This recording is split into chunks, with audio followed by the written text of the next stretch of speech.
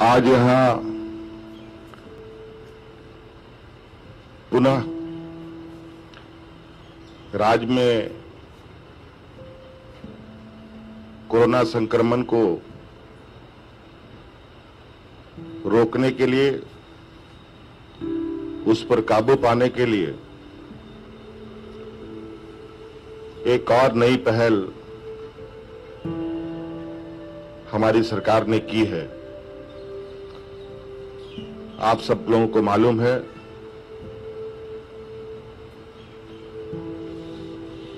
इस कोरोना महामारी में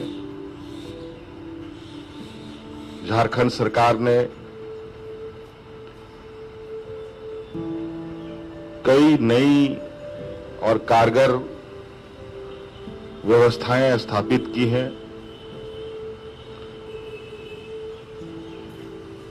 और आज उन व्यवस्थाओं का लाभ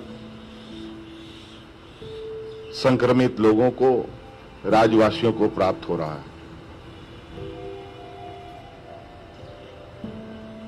राज्य में लगातार कोरोना संक्रमित लोगों के लिए ऑक्सीजन युक्त बेड निरंतर बढ़ रहे हैं।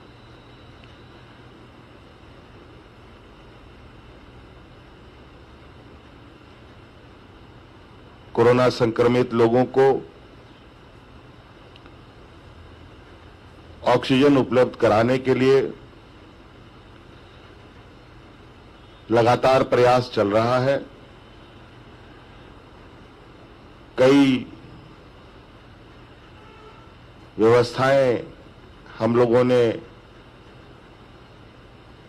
ऑक्सीजन उपलब्ध कराने के लिए तैयार किया है, जिसके माध्यम से आज कोरोना संक्रमित को हम लोग स्वास्थ्य सुविधा उपलब्ध करा रहे हैं। मुझे बड़ी दुख के साथ ये कहना पड़ रहा है कि यदा कदा छिटपिट कुछ नई नई व्यवस्थाओं में आने की वजह से कहीं कहीं कुछ घटनाएं घट जा रही हैं। उन सब को हम लोग दुरुस्त करने में लगे हैं।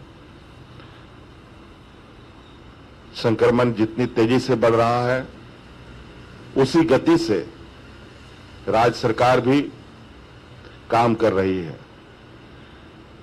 पूरा महकमा आज इस संक्रमण की चुनौती को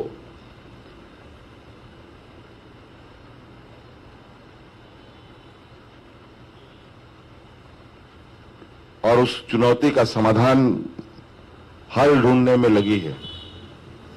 आज उसी कड़ी में आपने देखा होगा, हम लोगों ने कोविड सर्किट का शुभारंभ किया। संजीवनी वाहन के माध्यम से ऑक्सीजन उपलब्ध कराने का कार्यक्रम प्रारंभ किया। आज कोविड सर्किट के माध्यम से 7 दिनों के अंदर लगभग 700 से अधिक लोगों को हम लोगों ने ऑक्सीजन युक्त बेड उपलब्ध कराया। सभी प्राइवेट अस्पतालों में जो 50%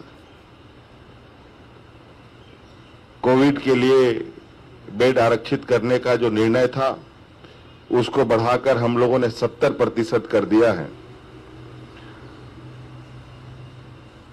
आज इस संक्रमण में संक्रमित लोगों के लिए कोविड मेडिकल किट भी हमने संक्रमित लोगों को पहुंचाया है। लगभग 43,000 लोगों तक ये किट पहुंचाया जा चुका है। आज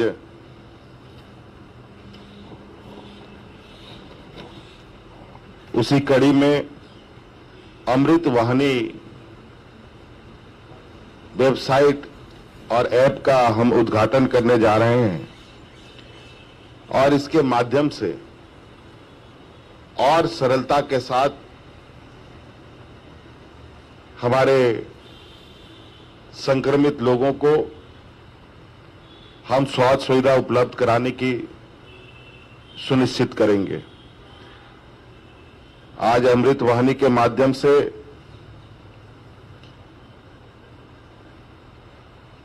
और ऐप के माध्यम से अस्पतालों में बेडों की बुकिंग ऑनलाइन किया जा सकेगा और जो लोग बुकिंग करेंगे उनके लिए 2 घंटे तक वो बेड आरक्षित रहेगा। 2 घंटे के भीतर अगर संक्रमित या मरीज नहीं पहुंचते हैं तो उसके बाद ये दूसरे को अलॉट कर दिया जाएगा इमरजेंसी के आधार पर। ऐसे कई चीजें हैं।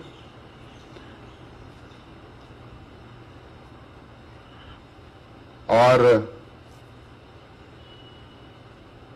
चैटबोर्ड ऐप का भी उद्घाटन किया जा रहा है, जिसके माध्यम से आप उस ऐप में जाकर आप सारी जानकारी उपलब्ध कर सकते हैं जो आपको आवश्यकता है। ऑनलाइन परामर्श आपको दिया जाएगा, दवाइयों के विषय में बताया जाएगा, आपको खाने क्या खाने हैं वो बताया जाएगा, आप किस कंट्रोल रूम से जुड़े ये सारी जानकारी आपको उपलब्ध कराई जाएगी। डेली रिपोर्टिंग की भी आपको जानकारी दी जाएगी इत्यादि हैं। और मुझे लगता है बहुत सारे लोग बहुत जानकारी के अभाव में हतोत्साहित होते हैं। हतोत्साहित होने की आवश्यकता नहीं है। सरकार पूरी तरीके से पारदर्शिता के साथ काम कर रही है। आज इसी कड़ी में हम लोगों ने अमृत वाहिनी वेबसाइट और ऐप का उद्घाटन किया है, जिसका लाभ निश्चित रूप से बहुत तेजी से हमारे संक्रमित को मिलेगा।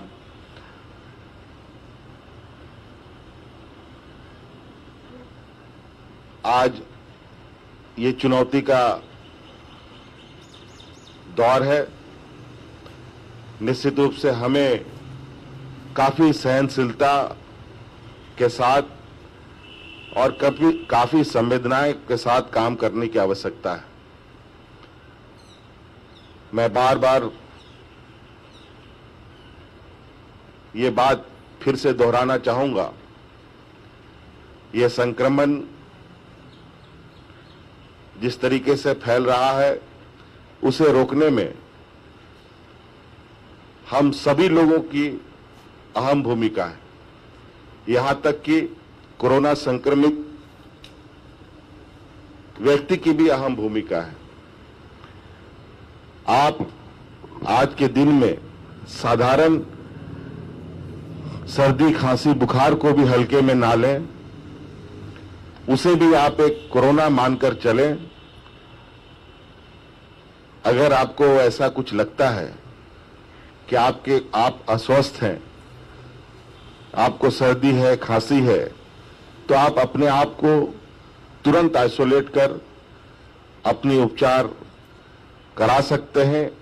ऐप के माध्यम से, वेबसाइट के माध्यम से, घर पे रह करके, होम आइसोलेशन में रह करके खुद को भी बचा सकते हैं, परिवार वालों को भी बचा सकते हैं। कई हृदय को दहलाने वाले दृश्य, घटनाएं हमारे सूचना में आती हैं, काफी मर्माहत करने वाले हैं। कई जगहों पर पूरा परिवार इस